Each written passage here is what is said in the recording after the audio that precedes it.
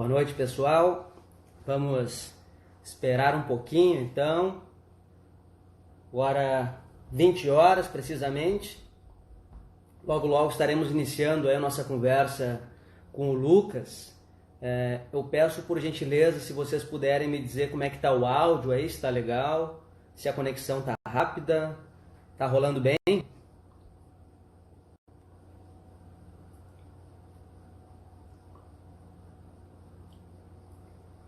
Eu confesso que eu ainda sou parte de live pelo Instagram. Eu tenho tentado gravar alguns vídeos no YouTube, já tem alguns lá, para alguém já deve ter visto, mas aqui pelo Instagram é a primeira vez que eu estou gravando a partir do meu canal. E fiquei muito feliz com o aceite do Lucas para participar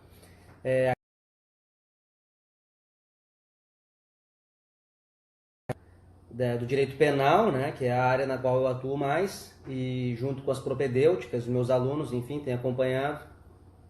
Mas me parece que o momento ele clama não só por um conhecimento multidisciplinar dentro da perspectiva de uma sociedade complexa como a nossa, mas também de uma visão que olhe não só para o mundo, para fora, mas que seja capaz de olhar para si, né? E então, dentro dessa perspectiva, me pareceu que era muito apropriado conversar com o Lucas, que é a estrela da noite aqui, né? Que é quem nos vai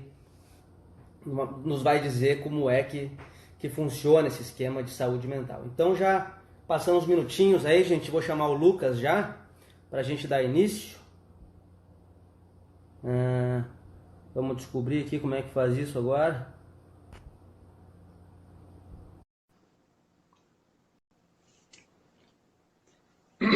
Convidei o Lucas aqui, só esperar ele aceitar. E aí, Gui? Lucas que tá Você tá me lendo ali ouvindo? um How to Kill a Mockingbird. Lucas, tu tá inaudível aí para mim. Deixa eu ver aqui. Eu tô no celular. Deixa eu Você desconectar. Agora deu. Me ouve bem? consegue me ouvir? Consegue me ouvir bem? Consigo. Tá. Então, o Lucas, esse irmão querido, ele é psicólogo, mestre em Direito pela Universidade Federal de Santa Maria, e um irmão meu, a sorte que eu tive de encontrar, assim cheguei em Santa Maria, lá em 2005, 2006, né, Lucas? Somos amigos aí já há mais de 15 anos, e o tempo vai correndo e a amizade vai estreitando. Lucas, um dos caras que me ajudou e me apresentou, Nietzsche, entre tantos autores aí que me acompanham até hoje, então é uma alegria.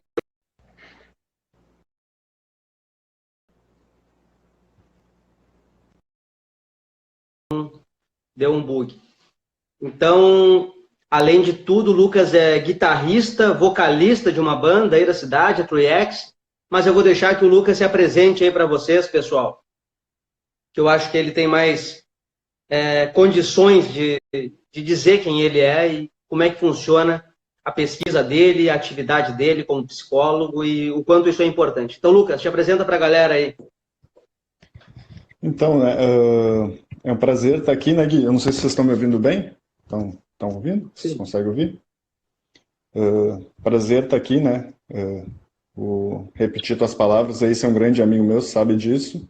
É um imenso prazer estar aqui. A gente tinha combinado em outro momento de falar sobre outros temas, né? Inclusive, Kafka foi um dos autores que a gente citou em falar sobre, mas o mundo nos deu essa reviravolta aí da gente falar sobre outras coisas, né? Então, acho que é isso que a gente vai falar um pouco sobre isso hoje. Também, minha primeira vez em live, estou aqui meio ansioso. Eu fiquei com medo das tecnologias, né? Porque a gente acaba ficando obsoleto para as tecnologias também, né? A gente vai ficando velho. Mas é isso, Gui. Brigadão pelo convite. Acho muito legal esse teu canal, acho muito legal que a gente reforce a importância desse canal e também de falar sobre temas como esse, né? Que a gente possa fazer esses contatos interdisciplinares cada vez mais. Então, Lucas, mais uma vez, muito obrigado. Nós estamos todos muito honrados de poder contar com a tua fala aqui.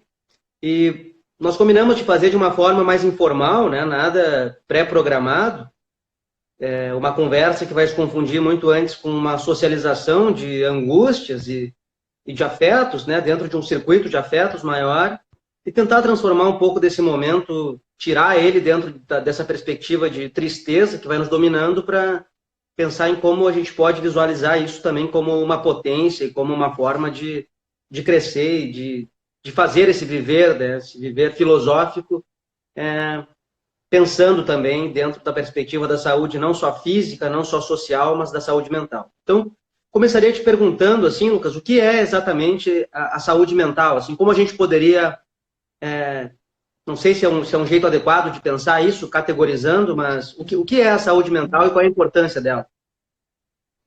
Saúde mental é um termo, né, usado para descrever mais ou menos um certo padrão de como a gente se relaciona com com o nosso psiquismo, né, com as nossas emoções, com os nossos comportamentos. Então, a Organização Mundial de Saúde, ela trilha lá alguns fatores que serviriam para nos indicar o que seria uma boa saúde mental.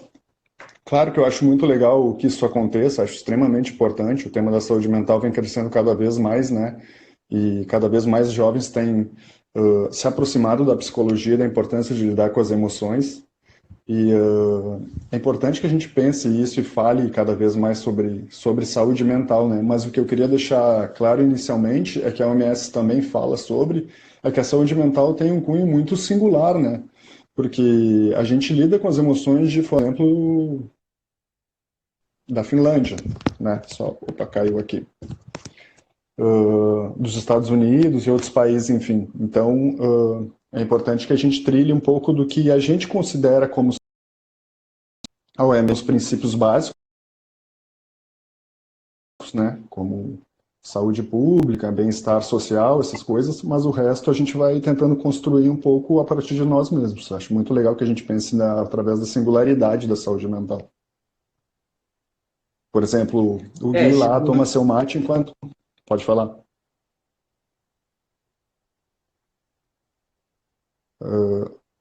Você vai falar? Não. Não sei como é que está estão me ouvindo bem. Mas a importância de pensar que cada um lida do seu jeito. Não sei o que está acontecendo. É a minha que está travando? Não sei. Acho que no geral. Bom, agora voltou aqui, melhorou. Tá bom. Tu falava do mate? A importância de lidar com isso. Por exemplo, como é que você lida com a sua saúde mental quando chega em casa depois do trabalho, né? Você lida, você vai tomar um mate, vai conversar com os familiares, você vai ler um livro, você vai olhar a televisão, você vai descansar. Essa é um pouco da singularidade da tua saúde mental, né? Então, isso é importante que a gente pense que ela tem uma perspectiva geral, né? Geral de como a OMS pensa que isso deve existir, os governos precisam nos possibilitar, mas também há uma singularidade de cada indivíduo. Fica claro essa distinção entre Fica assim. amplitude geral, né, mundial, sim, de necessidades básicas, enfim, a partir disso, cada ser mantém a sua própria saúde. Esses momentos de... É engraçado como as coisas são uma questão de perspectiva, né? Porque a gente poderia criar uma imagem pictória para nos auxiliar nessa reflexão que eu vou fazer, que é eu vou descrever para vocês que existe um homem sentado no sofá da sua sala num sábado à noite. Essa figura da realidade, ela não nos remete a nenhum tipo de verdade a priori. Não dá para dizer que esse cara é um cara que está realizado e que está ali curtindo o momento, e também não dá para dizer que ele é um solitário que está triste por estar ali um sábado à noite sozinho em casa. Eu acho que isso acaba nos mostrando o quanto é importante a nossa dimensão interna, né? Como nós estamos nos sentindo conosco, como nós estamos percebendo o mundo e a tranquilidade, enfim, a maneira como nós estamos nos portando e vivendo a vida. Então, eu faço essa pequena ilustração para a gente trazer para agora, porque muitas vezes estar sozinho é uma questão de opção. Estar recluso é uma opção e pode ser algo muito positivo. Tirar um dia para si, assistir um filme, ler um livro, enfim, cada qual tem as suas predileções. Mas como pensar isso dentro de uma dinâmica na qual essa reclusão e muitas vezes essa, de certa forma, solidão, na falta de um contato mais presente, mais físico com as outras pessoas, de que forma isso pode nos afetar, afetar a nossa saúde mental e a forma como a gente conduz as coisas? Essa pergunta eu vou tentar pensar junto com o pessoal, né? Eu não sei se o pessoal já pode ir escrevendo ali algumas coisas, como é que é, o que você pensou da gente fazer, se o pessoal pode ir falando um pouco do É que bacana pensa. assim, né? Então, Acho pessoal, que vou até sim. abrir aqui mais para ver o que o pessoal está comentando aqui. Alguns estão dizendo que está bom de ouvir, outros que não está tão bom. Mas, pessoal, comentem aí, compartilhem conosco as angústias de vocês, as reflexões, e tragam para a gente aqui um auxílio nas nossas conversas, para que a gente possa compartilhar mais e dividir mais esse momento. Mas diga lá, Lucas. Não, eu acho que a gente vive, no caso da pandemia agora, um momento ímpar, né, na história das pandemias, porque a gente tem acesso às redes sociais, né, a internet traz essa conexão, né. Então, é estranho pensar, né, hoje eu pensava sobre a singularidade dessa pandemia, que se a gente for pensar no nosso dia a dia, eu acho que eu e tu, a gente já conversou um pouco sobre isso. As pessoas estão rotineiramente, né, cada vez mais chegando do seu trabalho, enfim, e meio que se isolando em casa, né, de certo modo de forma ativa, né, escolhendo essas questões. Então, ficando mais próximo de streamings, né, comidas de delivery, então tudo meio que vem para facilitar esse nosso conforto do lar. Então a gente já estava vivendo isso, né, quando essa pandemia chega. Ao mesmo ponto que isso pareceria que para algumas pessoas já foi mais fácil ficar em quarentena, né, ficar nessa reclusão, ao mesmo tempo desperta um sentimento de que, bom, e agora com esse temor que essa questão que está fora da minha porta aí, né, está para fora do nosso espaço, como a gente vem a tratar isso, ao mesmo tempo acho que a antítese disso é a possibilidade de acesso que a gente tem aos temas, né? Então, provavelmente na pandemia da gripe espanhola no Rio de Janeiro, do início do século XX ali, as pessoas, muitas pessoas nem soubessem do que estava acontecendo. Obviamente que isso era péssimo, né? Porque trazia para elas um perigo iminente de conviver com o vírus e ser contaminado pelo vírus, né? Mas ao mesmo tempo agora essa coisa que a gente vive, o humor também entra para dentro das nossas casas, né? Pelas informações. Então essa é uma coisa que eu estava pensando que ela é contraditória do nosso tempo, né? Porque talvez a gente vivesse agora com mais facilidade dentro do espaço, né? A gente fica mais tempo do espaço social, assim, fechado dentro da nossa casa, do nosso apartamento, mas ao mesmo tempo está sempre dentro e andando com a gente, né? Não sei se eu respondi um pouco, se eu trouxe mais. Sim, sim, Lucas, é isso aí. Ó, não dá para ver o nome dela aqui, talvez B. Ela disse que o problema lá na casa dela é o contrário, porque a casa está parecendo cheia demais. Então é o outro lado disso, né? Eu até vi alguns memes na internet de algumas mães compartilhando. Tá reclamando aí de ficar vendo Netflix e lendo. Se tivesse filho, tu ia ver assim o que que é ter que ficar em casa cuidando dos filhos, né? Então tem esse outro lado também, que ao mesmo É, tempo que pode ser um desafio para quem tem casa cheia, também pode ser um momento interessante de se reconectar com os familiares, enfim, com as pessoas com as quais se coabita, né? E, de certa forma, também isso, quando bem resolvido, passa a ser um dos pilares importantes da nossa vida e, por que não, da nossa própria saúde mental. perfeito. Sabe que essa questão também ela fica ela me bate assim, eu fico pensando porque a gente vem de um período de polarização política muito grande no nosso país, né? E a gente sabe que a polarização afastou muitos familiares, né? Inclusive dentro do seu núcleo familiar ali, de pai, mãe, filho, enfim, irmãos. E agora essa pandemia nos faz voltar a conviver com essas pessoas, né? Nossos familiares, enfim, as pessoas com quem a gente divide o lugar onde a gente mora.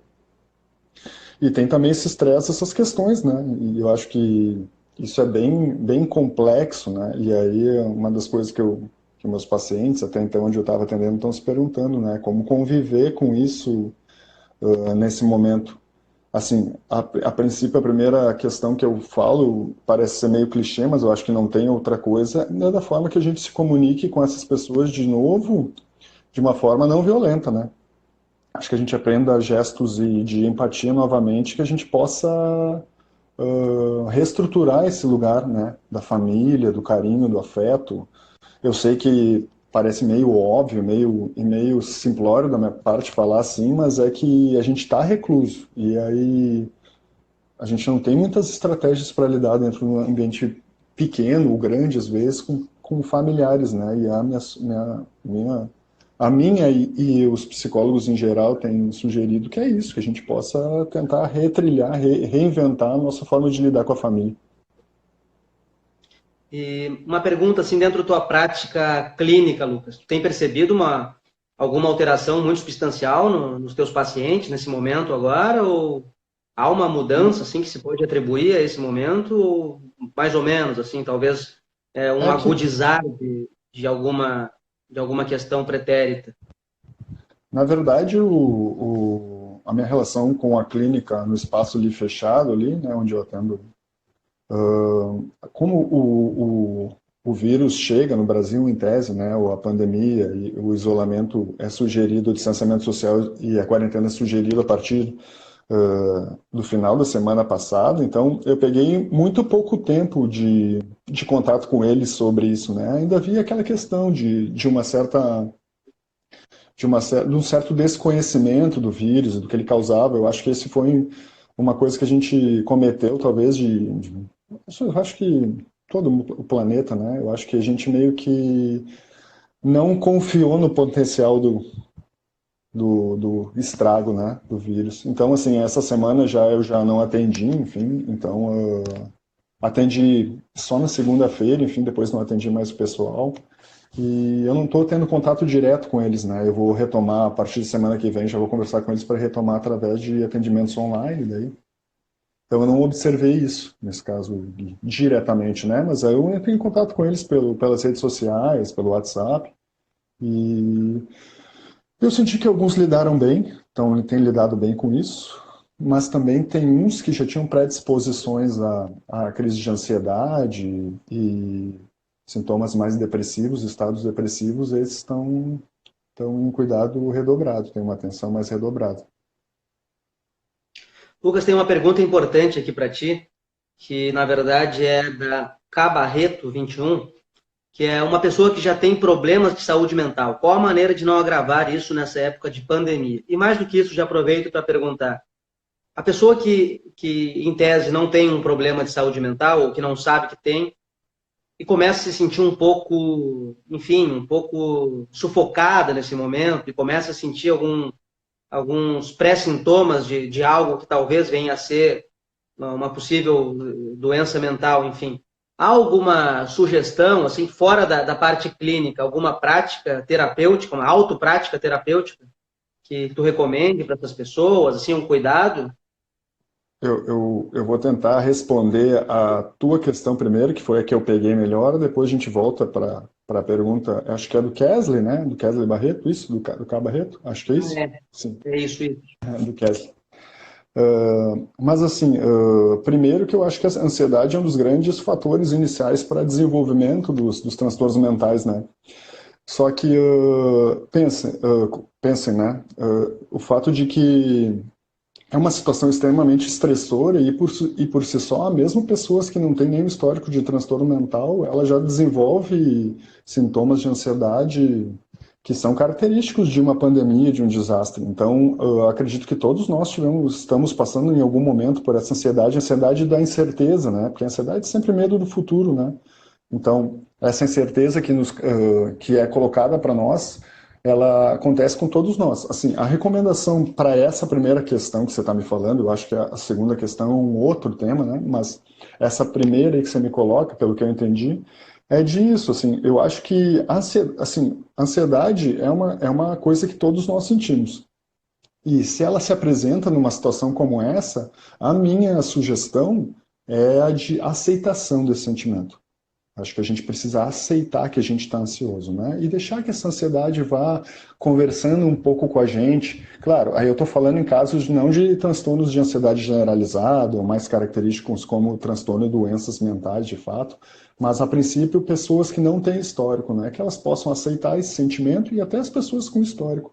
Porque pensem que há uma pandemia lá fora. E eu acho que a negação desse sentimento, dessas questões que a mente e o corpo nos colocam, eu acho que isso pode piorar e agravar os estados.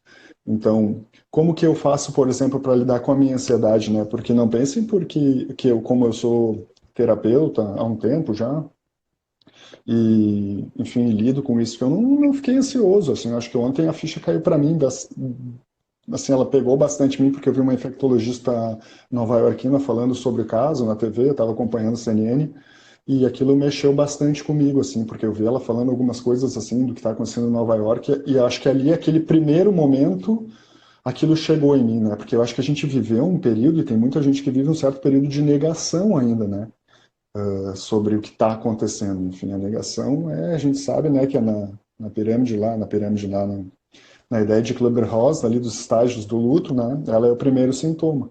Enfim, ontem eu me deparei com isso e eu acho que as pessoas, aos poucos, vão tendo que enfrentar a sua própria ansiedade.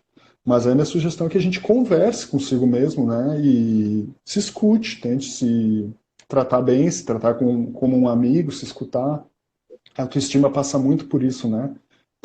A autoestima está muito sempre atrelada à beleza, mas eu acho importante que a gente trate a autoestima também como um abraçar e tocar a si mesmo, e ficar preocupado consigo mesmo.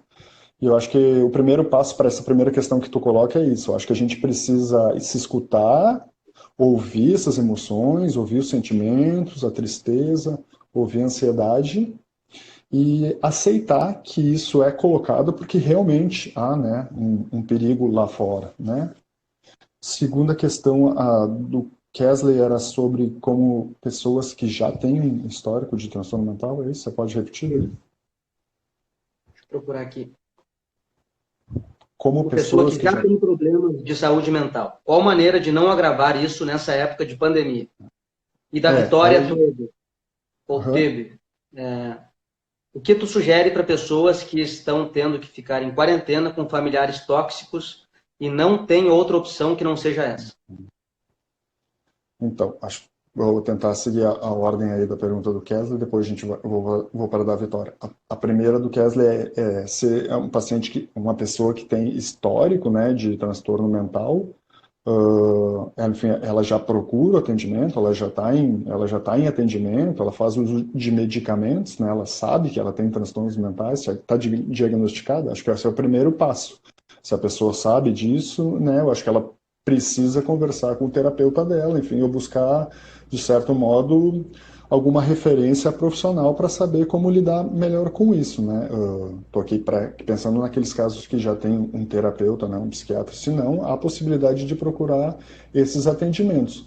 No mais, é seguir um pouco do que eu falei, né? Se a pessoa já toma algum medicamento ansiolítico, antidepressivo, é manter o seu medicamento, enfim, né? E ao mesmo tempo que manter também as suas práticas ali de autocuidado e medicamentosas, é também se conectar com isso, aceitar, né, que esse é um momento difícil, enfim, é a guerra dos nossos tempos, né?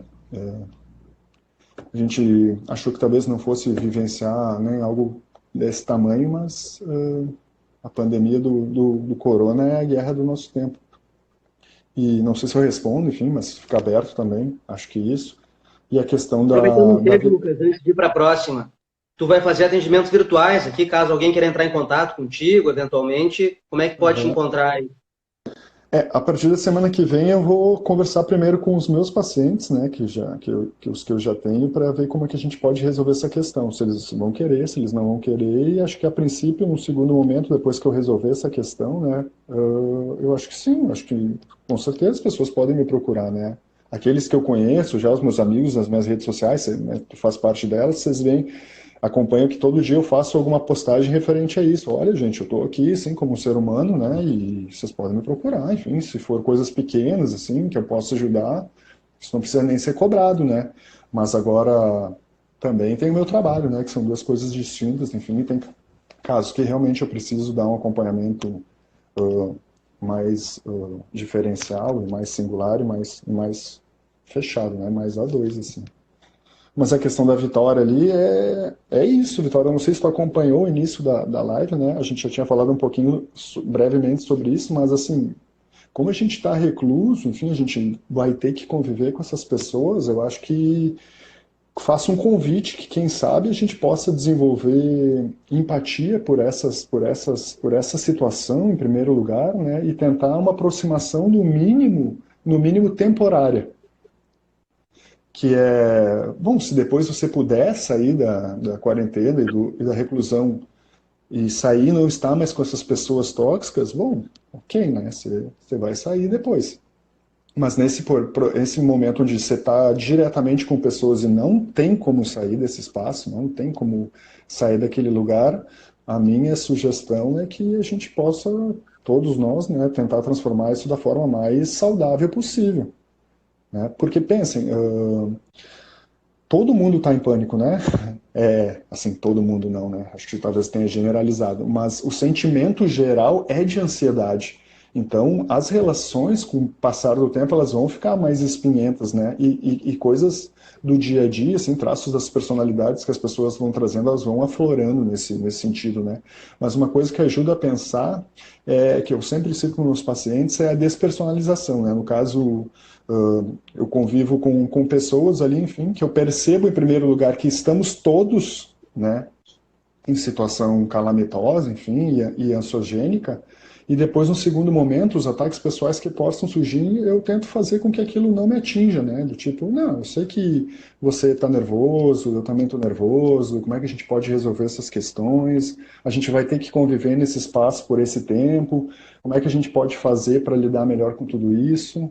Eu acho que passa um pouco por isso. Acho que fazer um contrato com essas pessoas também, né? É legal se abrir também e às vezes perceber que as mágoas que estão ali nessas relações tóxicas, muitas vezes, tirando casos aí de pessoas com, elas podem ser resolvidas num momento como esse, né? Quem sabe o corona aí veio para também nos dar certas lições de que a gente possa mudar um pouco das nossas relações, né? Até eu acho que bem existencial um pouco desse tema, porque eu acho que o corona veio para nos mostrar algumas coisas aí que não estão funcionando na nossa sociedade. Eu dei uma lida mais cedo hoje, já pensando nessa nossa conversa de hoje, na, num dos cursos do Michel Foucault, lá no Collège de France, que é a hermenêutica do sujeito, em que ele começa a discutir um pouco a questão do cuidado de si mesmo, que tinha lá nos gregos, né? Então, os antigos, eles vinham no viver a vida, no cuidar de si, nesse filosofar uma forma de viver. E eu lembro que ele cita, não lembro se é o Epíteto ou o Sêneca, com uma frase lá que eles dizem, os antigos, que ninguém é jovem demais ou velho demais para filosofar.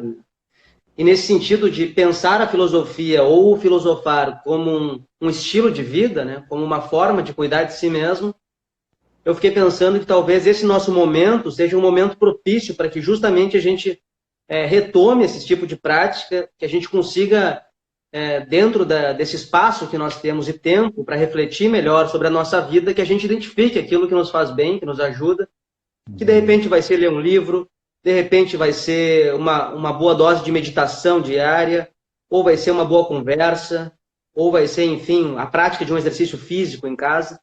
Cada qual vai encontrar suas maneiras de se preencher, né? Mas me parece que todas essas, elas não são exclusivas, mas sim complementares e podem auxiliar nesse processo, dessa prática do cuidado de si. E me parece que em cuidando de si, a gente tende a ter uma melhor saúde mental, né? Já que tudo faz parte de um grande todo, não há como separar as coisas. O que tu pensa sobre isso? É legal você falar sobre isso, né? Porque em um dos trechos dos livros ali da história da sexualidade do Foucault, onde ele vai contando, vai buscar lá nos gregos, lá, enfim, como os gregos lidavam consigo, né? Essa transição entre conhece a ti mesmo e cuidar de si, enfim, aparece o uso dos diários, né? Os diários como um momento da nossa sociedade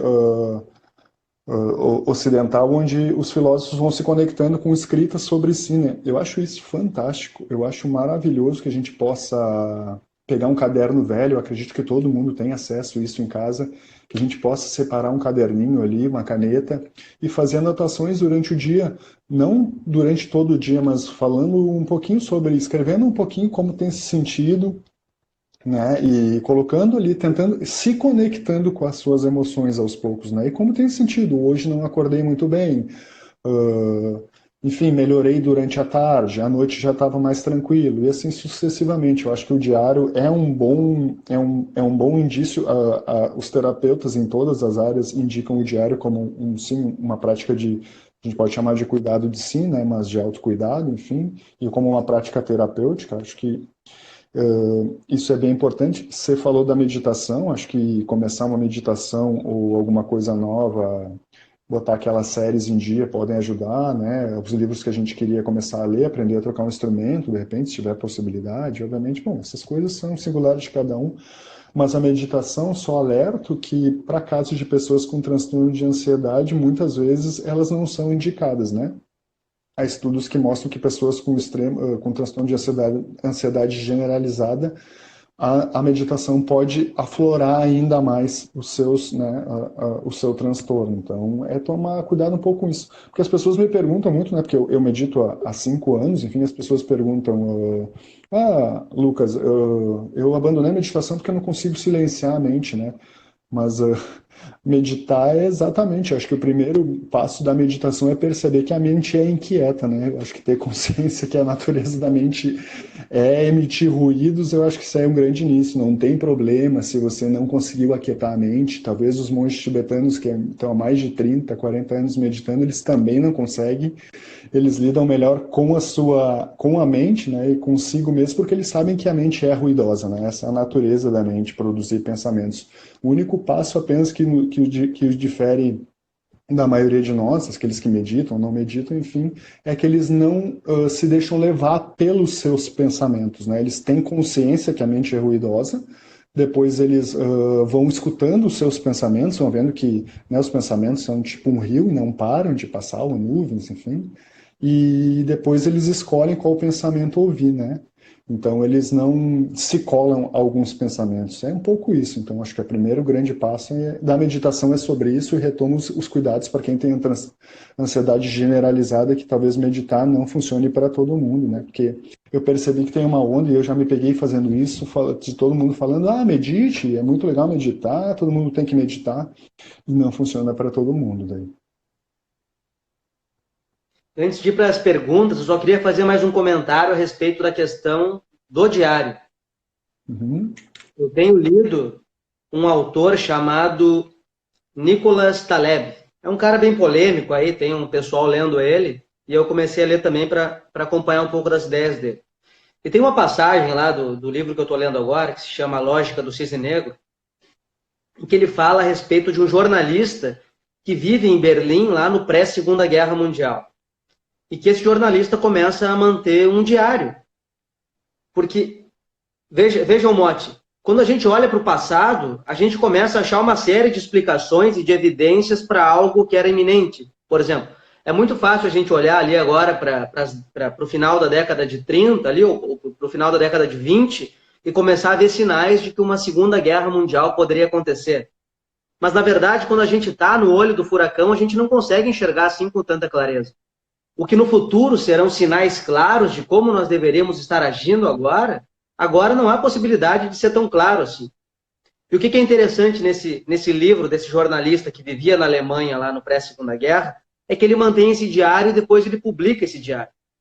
E claro, algumas causas que agora a gente atribui, consegue ver uma correlação imediata com a guerra, na época eram fatos cotidianos que nós não tínhamos como saber. Por que dizer isso?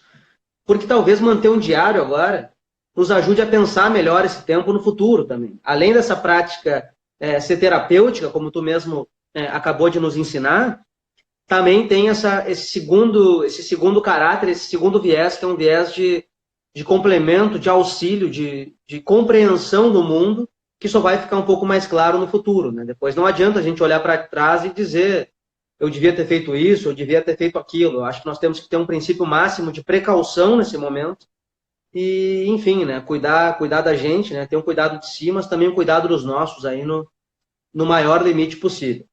Voltando para as perguntas. Desculpa, maravilhoso Diga lá. até. Depois eu vou pedir a indicação do livro. Eu tenho um estudo bem clássico da psicologia que... Estudo não, na verdade, é um exercício, né, de chegar em casa e todo final de noite pegar um caderno, e eu sugiro isso para pessoas ao meu redor, pacientes, enfim, para todo mundo. E chegar em casa no final da noite, acho que isso é legal falar para as pessoas um pouco. E elencar 3 coisas legais que aconteceram durante o dia, né? Quase como uma oração, assim, fazer todo dia e pegar no final da noite ali, onde a gente está mais tranquilo, antes de dormir, talvez, pegar um caderno, se puder escrever, diferente de só pensar e diferente de escrever no celular, pegar um caderno e escrever à mão ali, três coisas que você achou interessante durante o dia. Porque isso vai ajudando a diminuir o nosso viés de negatividade, né? Ainda mais em tempos de pandemia. E com o tempo você vai ver que naturalmente os estudos mostram que em algumas semanas até um mês a mudança é drástica na vida das pessoas, inclusive o nosso cérebro automaticamente por esse exercício ele começa a procurar coisas boas durante o dia, porque ele sabe que vai ser recompensado lá depois e ele vai ser questionado, né? Ele vai entrar em exercício para pensar o que foi bom durante o dia. Isso é uma prática bem legal também, bem fácil de fazer. Muito interessante isso. Outro dia eu vi alguém comentando, fazendo um exercício assim, que era o seguinte: cara, se hoje tu acordasse na vida só com aquilo pelo qual tu agradeceu ontem, com o que tu acordaria hoje? Né? Porque a gente fica reclamando de tudo e nada tá bom, mas, cara, tu tem agradecido também, porque se a gente está fazendo essa live, no mínimo é porque a gente tem no mínimo uma casa, né? Tem um teto sobre a nossa cabeça, teve o alimento, tem internet, quer dizer, tá tudo muito duro, muito difícil, mas a gente tem uma série de privilégios, dá para chamar mesmo, né? E de um conforto absoluto. Sim, com certeza. Vamos lá, só para não deixar a galera sem resposta aqui, ó.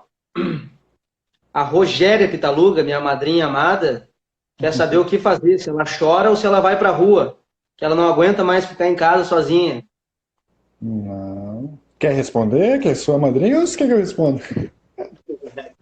O afeto, né? O afeto nos permite dar pitacos aqui, mesmo sem ser especialista. Fica em casa, Rô. Isso Vamos aí, fazer Rô. uma live aí, vamos fazer um vídeo que já dá uma aliviada.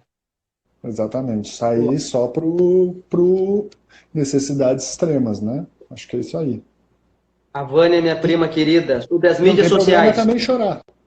Acho que, desculpa Assim, interromper, não tem problema chorar, né? Não tem problema, também é terapêutico.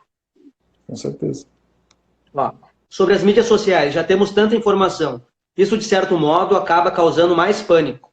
É saudável emocionalmente continuar lendo e buscando, já que chega tanta coisa todos os dias? Eu vou respondendo e eu não sei como é que a gente vai fazendo. Vou responder. Não sei se há Olha, respostas absolutas para esse tipo de pergunta, né? Mas eu acho que tem uma singularidade lá que eu retomo nisso na nossa fala que é individual, assim, mas a respeito sobre o excesso de informação, ela nunca é bem-vinda, eu acho, né? Ainda mais em casos de pandemia, assim. Eu acho que você pode resguardar um período do seu tempo ali de meia hora a uma hora por dia para ficar atenta sobre o que está acontecendo, porque conhecimento também é importante, né?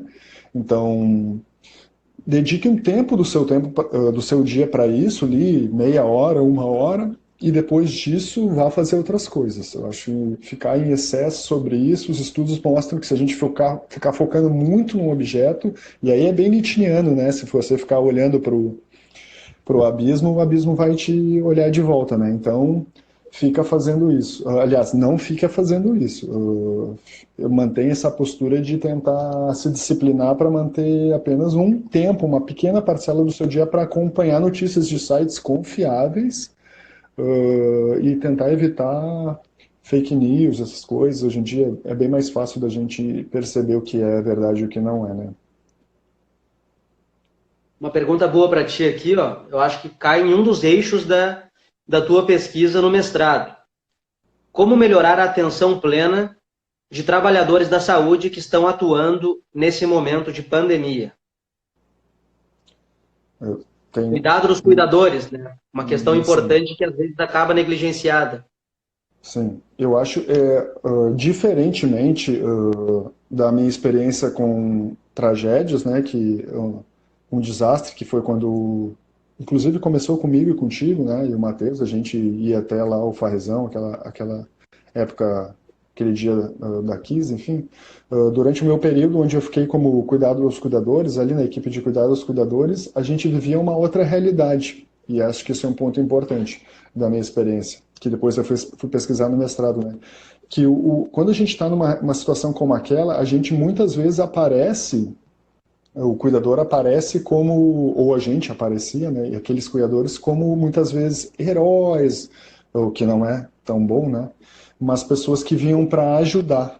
Então, a gente já tinha um reconhecimento diário no nosso esforço ali, no nosso lidar com as pessoas, enfim.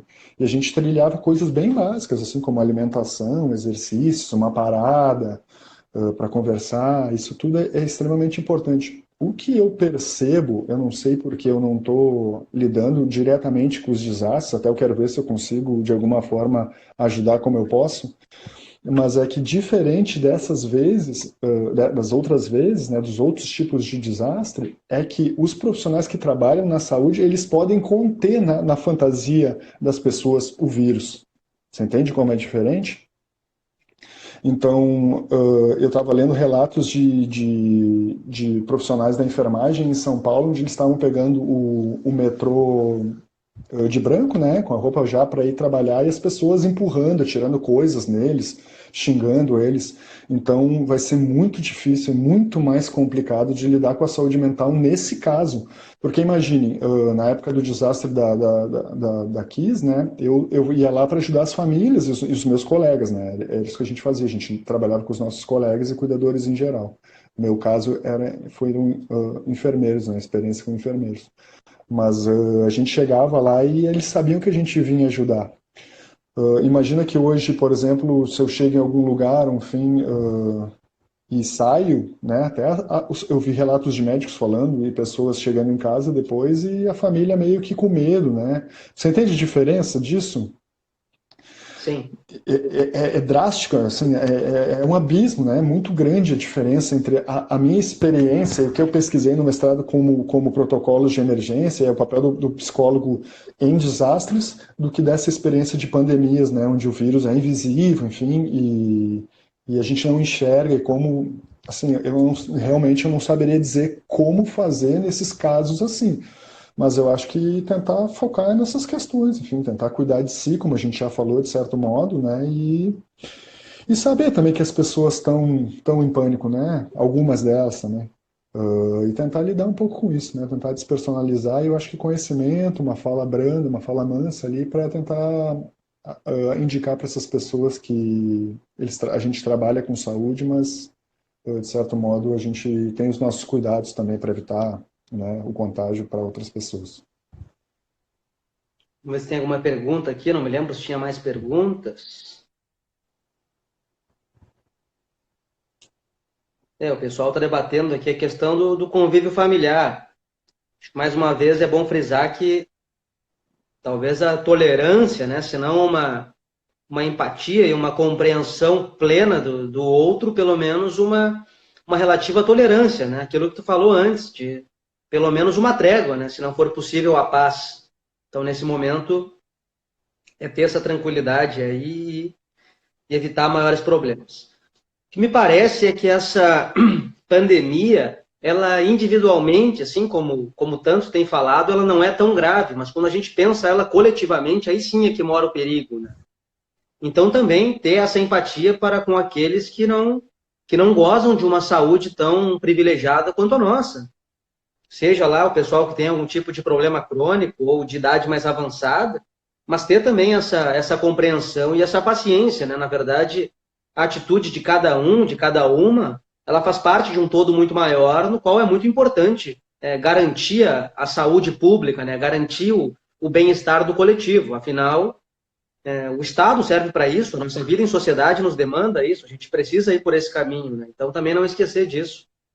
E também fazer com que isso seja uma ferramenta, um instrumento de pensar o mundo para que a nossa saúde mental também fique um pouco mais tranquila, vamos dizer assim, mais compreensiva em relação a tudo que está acontecendo, né? Que não seja tão somente essa ferramenta de ansiedade, de um pânico generalizado, mas que a gente compreenda exatamente esse momento que nós estamos vivendo e sejamos capazes de lidar com esse momento com tranquilidade e, claro, cada qual com as suas dificuldades particulares, mas entendendo também esse contexto maior, né? Acho que Acabei bem por não te isso. perguntei nada e tal, mas quero te ouvir também um pouquinho sobre isso. Não, acho que é exatamente isso, né? Eu volto a retomar a importância de que a gente possa ser agentes da trégua, né? Agentes do bem-estar também, já que a gente está aqui, todo mundo vivendo esse momento ímpar, né? Assim, ímpar, né? Da nossa geração, principalmente, e do planeta em si, né? Mesmo que tenham tido outras pandemias, enfim, acaba sendo um momento ímpar, mas que a gente possa ser agentes de bem-estar também. Então, se a gente está se importando em ler e está aqui fazendo uma live, escutando pessoas conversando e contando histórias sobre isso, é que a gente possa trazer um pouco também de paz para esses lugares, né? Porque uma coisa que ajuda muito pessoas que estão em condições ruins, ou estão em luto, ou estão vivendo algum processo de dificuldade, enfim, é cientificamente comprovado que ajudar uma outra pessoa nos faz bem. Então, que a gente possa ter essa certa calma, né, e lucidez para entender que é uma coisa mundial e que se todo mundo ficar nessa guerra aqui, nesse espaço onde a gente está, enfim, vai ser pior, vai ser mais difícil para todo mundo. E eu acho que uma coisa importante que a gente tem que retomar é que não é apenas a saúde física, né, que fala sobre, que diz de como a gente vai lidar com o corona, mas a saúde mental é extremamente importante. Então, se a gente tiver nós e nossos familiares bem nesses dois quesitos, as chances, as probabilidades da gente sofrer consequências mais drásticas pelo contágio, se houver contágio com corona, são menores, né? Então, hoje eu falava sobre isso, até escrevi um post no Instagram sobre isso, um stories ali, que a gente tem que entender que o corpo não é dual, né? Que ele não tem dualidade, que a mente e o corpo elas trabalham junto, enfim. Então é muito importante que a gente esteja com saúde mental também. Então, que a gente possa ser agente das tréguas, né? E da empatia, de conversar com aqueles que estão. Às vezes você tem uma questão familiar ali, que é uma fantasia que circula ali de algum tempo já, e no fim das contas a gente percebe, isso eu posso dizer da minha prática clínica, assim, porque eu trabalho numa escola também, é muita questão de falha na comunicação, né? Então, quando a gente acerta um pouquinho da comunicação ali, começa a usar uma abordagem menos violenta, olha, eu tô vendo que você está assim, você tem questões que você fala comigo do modo que eu não gosto, eu queria te ouvir, né? Por que você faz isso? Por que você fala assim? Como é que você se sente? Eu acho que quando a gente abre o peito para ouvir a dor do outro e a gente fala também sobre como aquilo nos machuca, as possibilidades de conexões são muito mais reais e muito mais saudáveis, né? E certeiras, eu acho. É a comunicação não violenta, né? Tem Uhum. uma página no Instagram, um perfil no Instagram muito legal, acho que é CNV Brasil ou algo assim, que vale a pena seguir lá. É bem esse tipo de abordagem que o pessoal faz lá. Lucas, deixa eu te fazer mais uma pergunta que eu acho que é importante. Parece que a gente está habituado a um ritmo tão acelerado de vida que muitas vezes o fato de a gente ficar em casa sem nenhum tipo de tarefa um pouco mais rígida, assim, mais dura, a gente fica se sentindo um pouco perdido, assim, como se fosse um desocupado, um inútil, não sei muito bem como expressar isso. Mas como lidar com isso, com essa... Por um lado, nós temos esse sentimento, por outro, nós temos gente passando, recomendando uma série de cursos, uma série de coisas, como se a gente não pudesse simplesmente ficar um Uhum. pouco tristes enfim, enlutados nesse momento difícil. Então, como lidar com tudo isso? Como é que tu Eu, percebe essa questão? eu acho essa questão fantástica. Primeiro porque ela fala muito da ditadura da felicidade, né? Onde a gente precisa estar sempre bem e nem em momentos como esse a gente possa estar feliz. Eu até acho que depois a gente poderia falar sobre uma quarentena mais alegre, por que não, né? E é importante que a gente fale sobre saúde e alegrias também, né? Que a psicologia está sempre atrelada como vem apagar o incêndio, enfim, quando as coisas estão ruins, mas que a gente possa falar sobre afetos, bons encontros, coisas mais nesse sentido.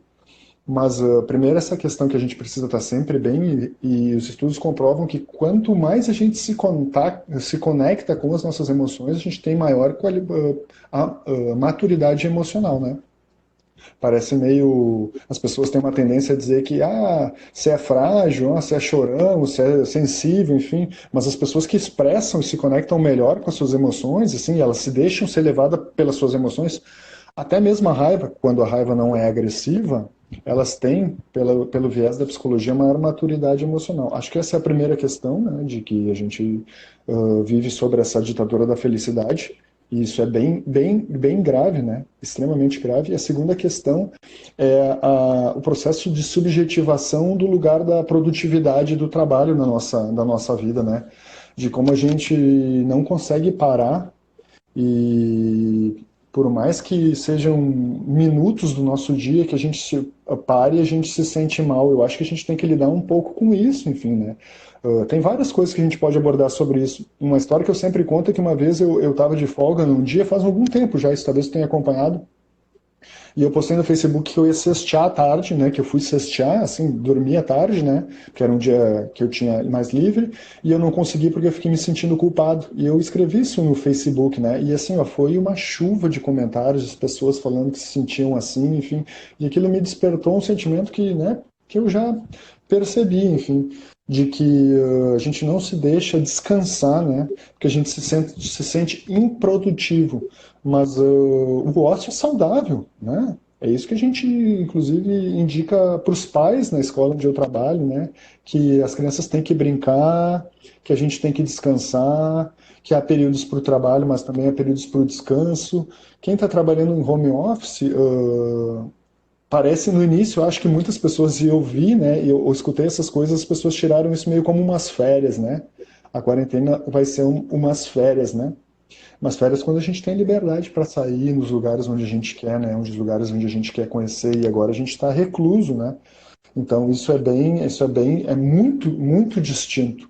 Mas eu acho que a gente tem que organizar um momento do dia ali onde a gente possa manter para quem trabalha, né? Claro que a gente está falando de privilegiados que podem ter home office, podem trabalhar em home office, né? E a gente sabe que há muitos autônomos que vão sofrer muito com isso que a gente está vivendo e a gente poderia fazer uma live só sobre isso. Acho que de repente você convidar mais pessoas para falar sobre isso, isso é um outro ponto, né? Mas já que a tua pergunta é sobre para quem está em casa, é isso, tentar traçar um pouco de hábito no horário ali, achar um espaço da casa que seja mais parecido ali com o ambiente de trabalho, né? Pedir para os familiares, para quem tem familiares convivendo junto, que respeitem esses horários, seguir um pouco dessa regra e às vezes parar também para conversar, né? Abraçar o filho, se tem um filho em casa, um irmão, um familiar, enfim, conversar, tomar um café ali, poder parar e depois retomar.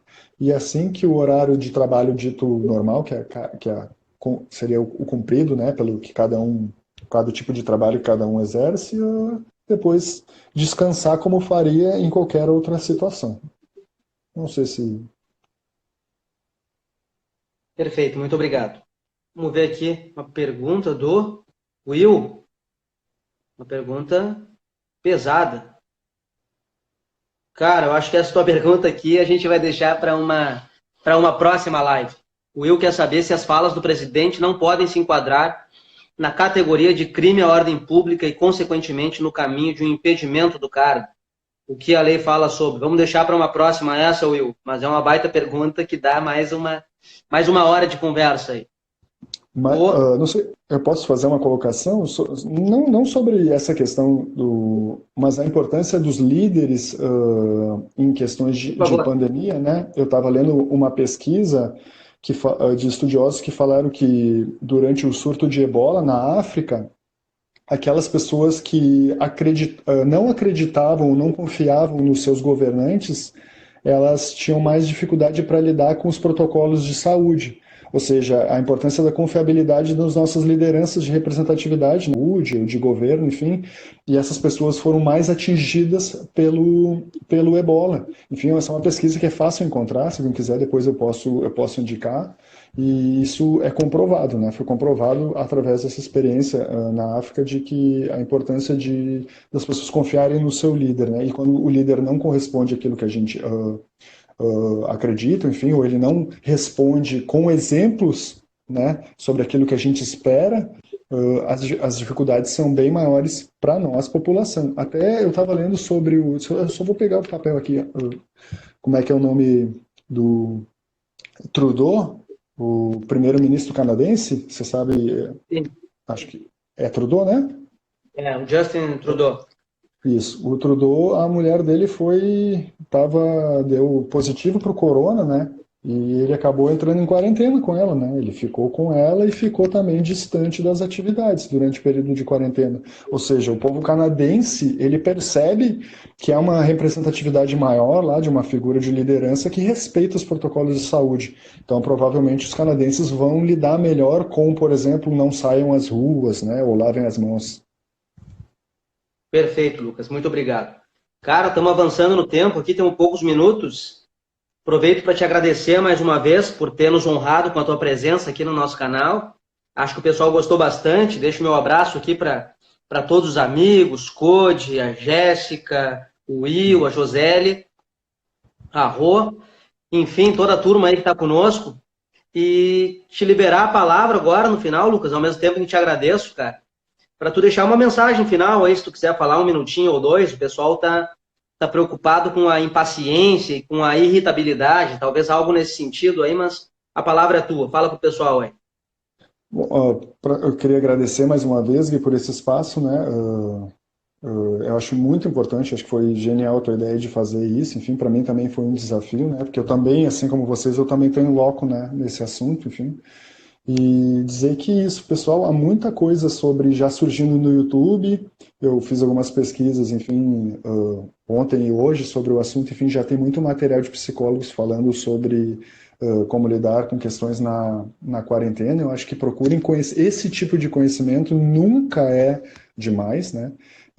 Porque ele não é ansiogênico, ele ajuda a entender as questões que a gente está vivenciando e a importância de tentar lidar isso de uma forma também, né, alegre, feliz, por que não? Parece antítese, né? É um momento tão difícil, como é que a gente vai ficar alegre? Mas que a gente fique alegre durante a nossa convivência dentro de casa, com as pessoas que nos cercam, e que em casos mais extremos vocês procurem auxílio psicológico, enfim, ou profissional, e repetir assim o óbvio, né? Lavem as mãos sim, fiquem em casa sim, é isso que a gente tem para fazer agora e isso é extremamente importante.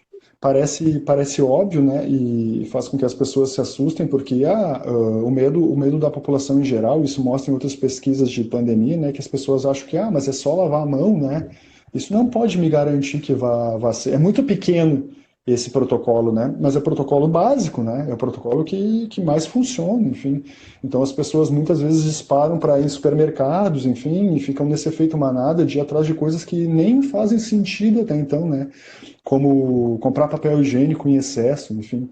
Eu tava lendo o livro do Steven Taylor, né? Que é um psicólogo que escreveu sobre a psicologia da pandemia.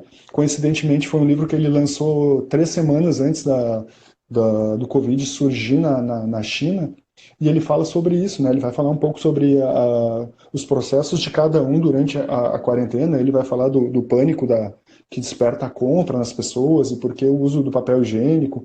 É bem interessante para quem tiver interessado. Esse livro já tá na Amazon, né? Já tem para vender em Kindle, enfim, é bem fácil de ter acesso. E aquele pessoal que quiser me seguir ali pelas redes sociais, ali a gente troca informações e está aberto para isso. E agradecer a todos os meus amigos que eu sei que entraram aí, vocês estão no meu coração, a gente está junto mesmo na distância. Amo vocês. Grande Lucas, muito obrigado, Lucas, mais uma vez. Fica meu beijo aí, meu irmão querido. Espero que logo possamos nos abraçar aí pessoalmente, né? E agradecer a atenção de todo o pessoal, minha mãe aqui, te amo, mãe. Família querida toda aí, o Thiago da casa. Valeu, pessoal, e até a próxima. Um beijo grande para todo mundo e até logo. Beijão, gente. Até